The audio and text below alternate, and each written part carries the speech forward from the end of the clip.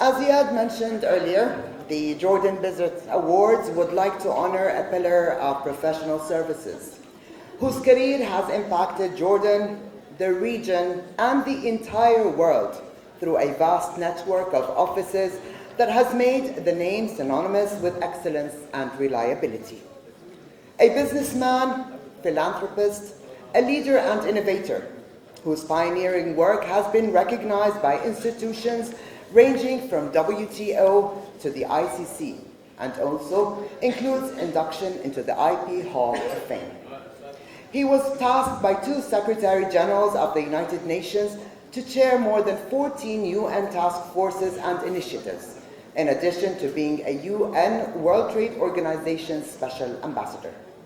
It gives me great pleasure and honor to welcome to the stage His Excellency Dr. Talal Abu-Ghazaleh, founder and chairman of Talal Abu-Ghazaleh Global, which operates out of 110 offices worldwide, providing professional and educational services to the global community.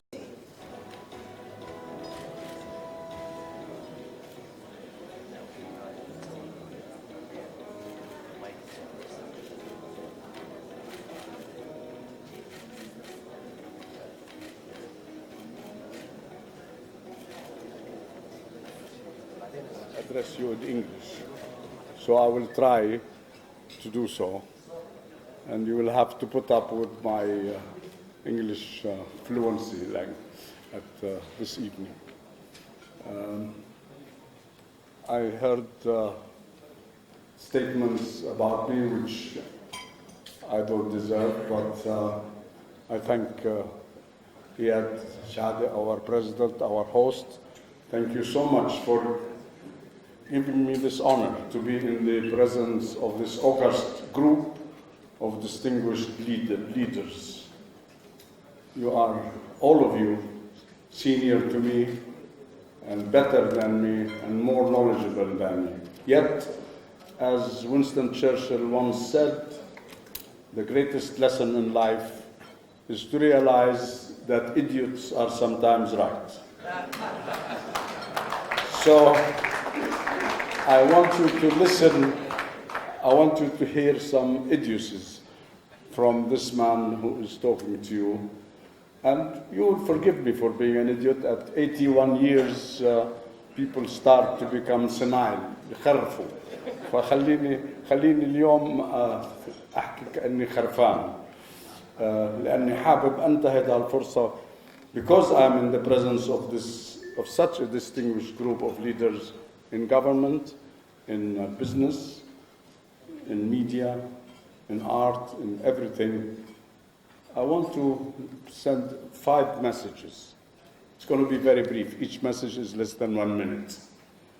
First, yes, Mr. Shahade, you explained it very well, the process of change that is going in the business world, which is due to the emergence of the 4th industrial revolution.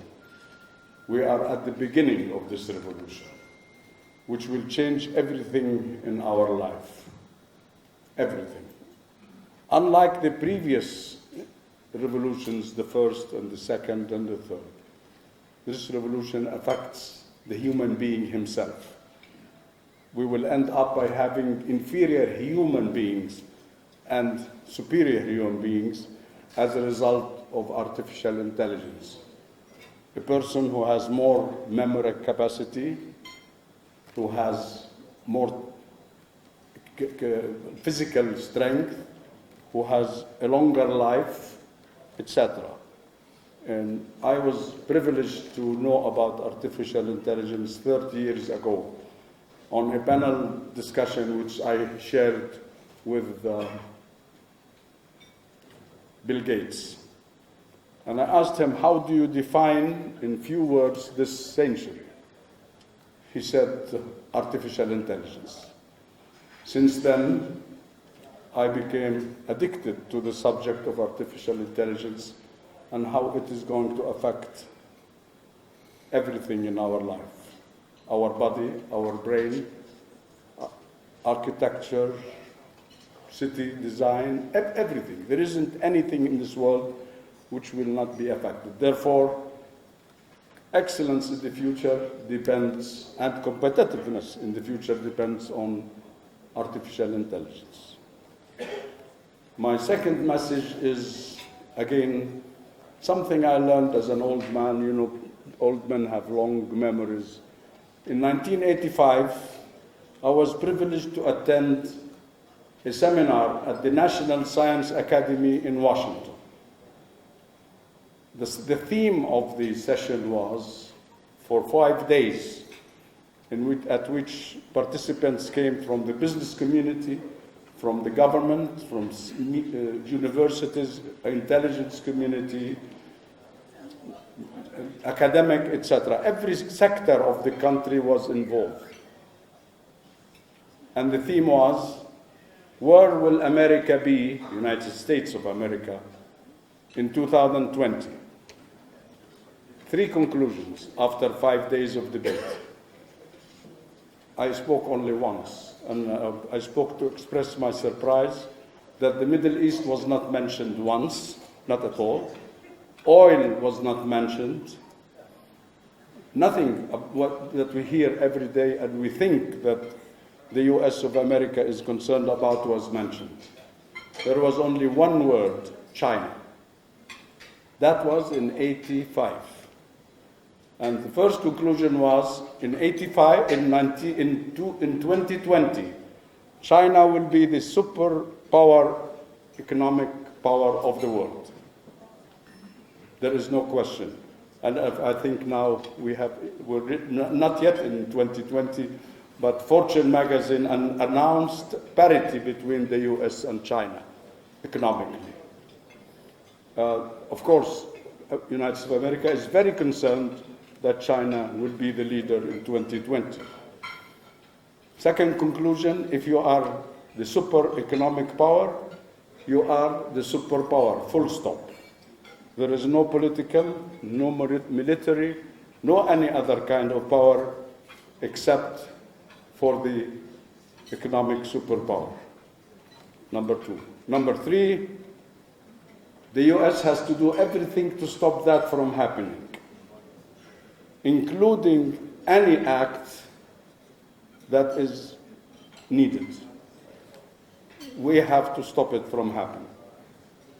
And that is why I issued a report, it's on our website, in which I claim that in 2020, the current trade war, which is now trade war, it used to be trade sanctions and trade frictions, now it's a trade war, will escalate into a real war.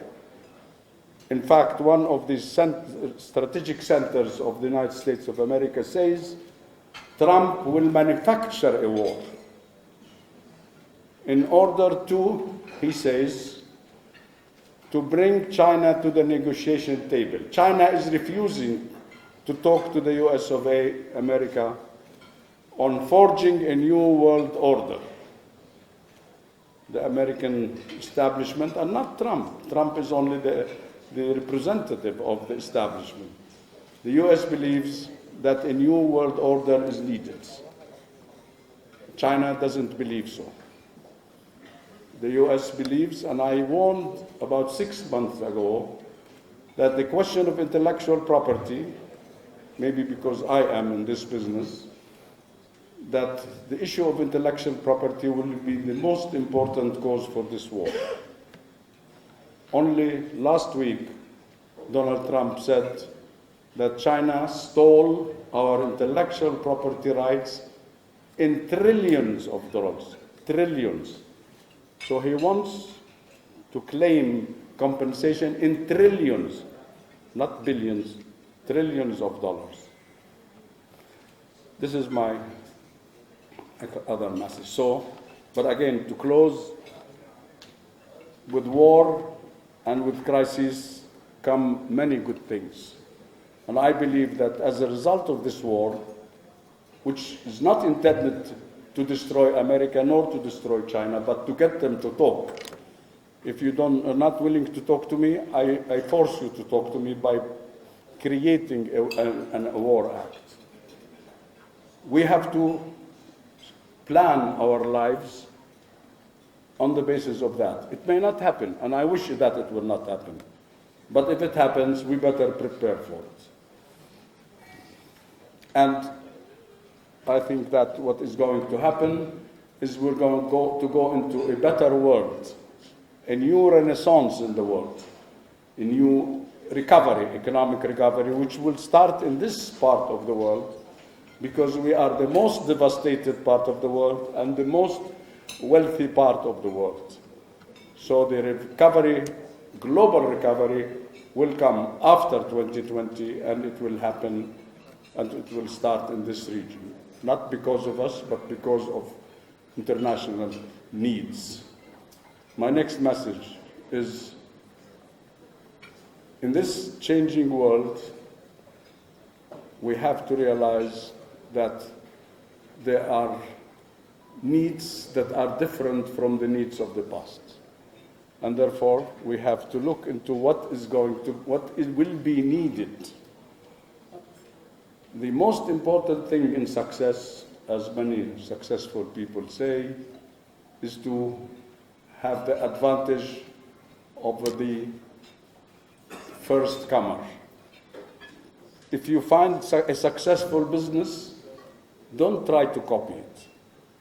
Try to do better than that. And in Jordan, as to use a simple example, and unfortunately in this country we love all, and I'm very critical. And as you know, I'm very, very much cursed in the media. I never heard of anybody who has been cursed in the media as much as myself. But I understand that, and I fully respect it. I don't have a problem with that. In this country, unfortunately, the mentality of anybody who makes $100,000 is to build a building, be it a compound or houses or whatever it is, on the understanding that by building this building, I can sit back home and collect the rent. As a result, we have this crisis in housing in this country. If you want to succeed, don't copy what is there. Do something which is better than what is there. And that is the advice of an old senile man. My last message is, yes, we are very proud to be in this country. And we are very proud with the leadership of this country. I think with the great wisdom of His Majesty, we are able to meet tonight in this wonderful setting and to enjoy the feeling of security and the feeling of comfort in this country.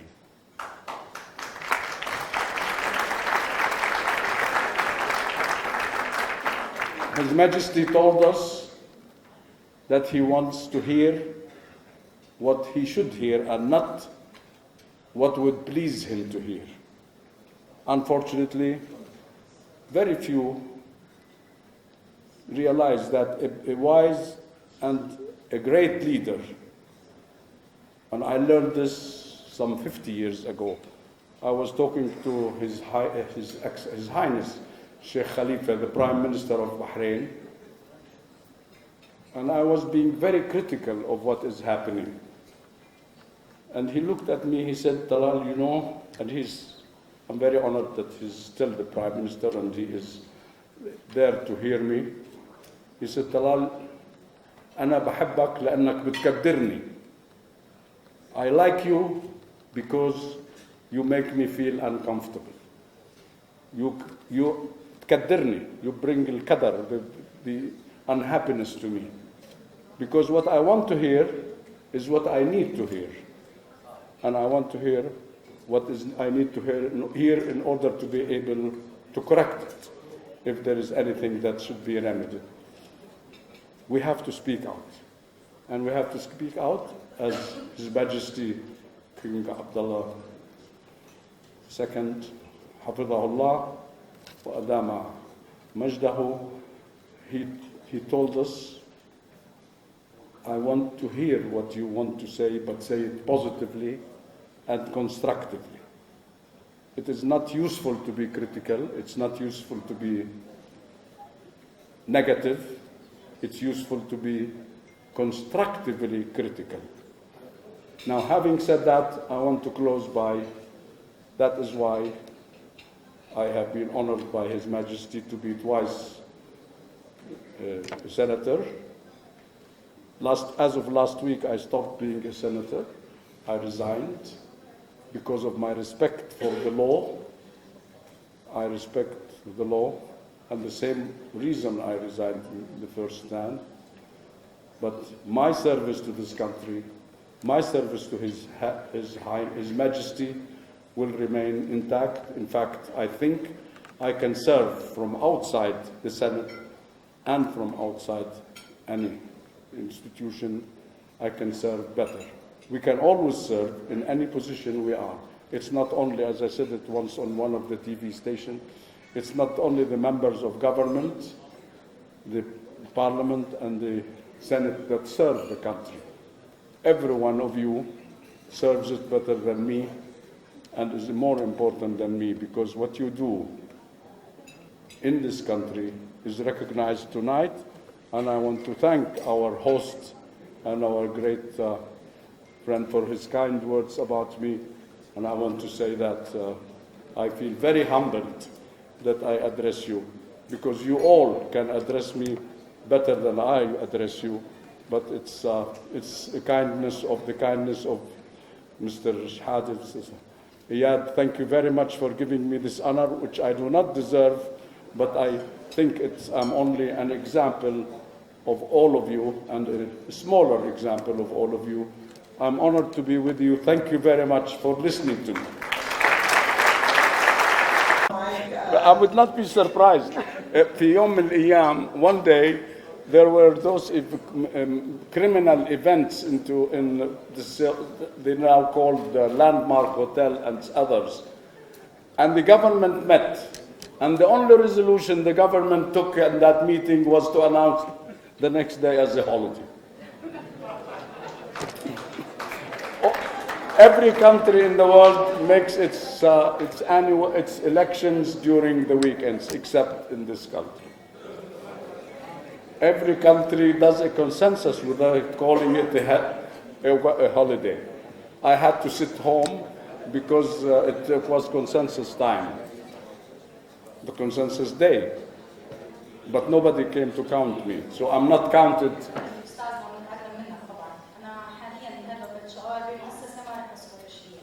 You said something when you said constructive criticism. You criticized الحكومة دخل جديدة عملت إجازة. What is the constructive concept behind that? Regarding إنه ليه نعمل إجازة والإجازات كتير. خففوا إجازات عشان البلد تعمل. كيف؟ نصيحة في البلد تعمل. Yes, definitely. You said constructive criticism. That was a criticism. يعني When it part is constructively?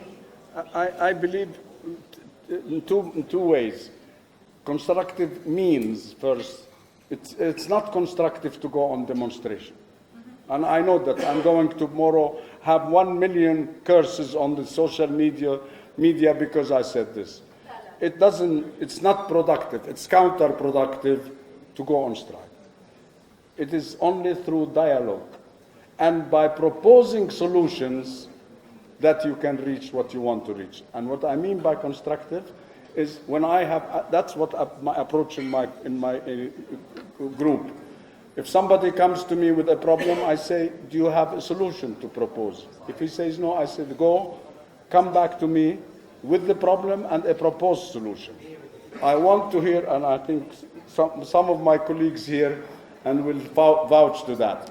Yes. If it's not enough to complain, if you complain, you're right to complain. But okay, how do you want to what solution do you have? That's what I mean by constructive. Exactly.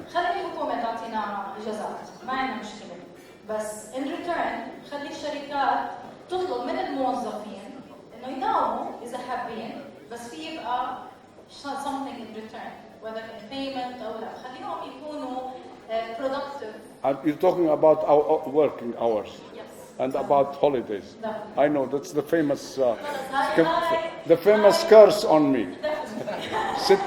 Sitti, I have always learned in my life that when you work, you are the beneficiary. Because when you work, you earn experience, you earn knowledge. And the knowledge and experience you earn, wherever you go, it's there with you.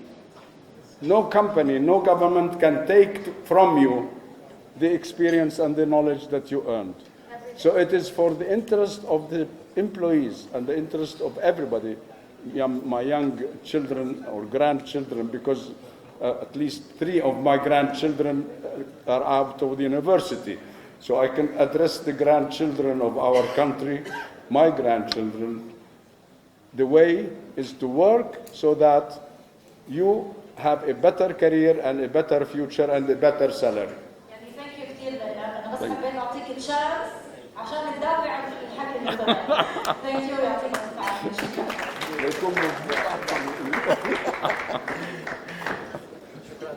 Thank you, Dr. Abu-Ghazaleh.